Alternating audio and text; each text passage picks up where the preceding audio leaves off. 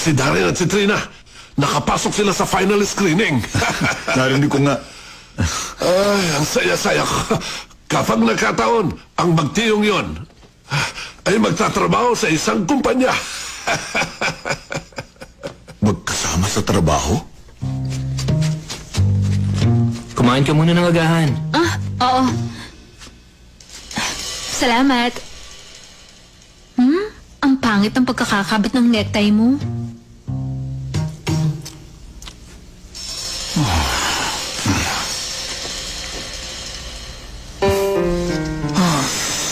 Talagang...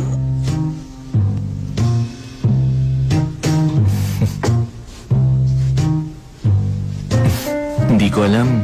Marunong ka palang magkabit ng necktie.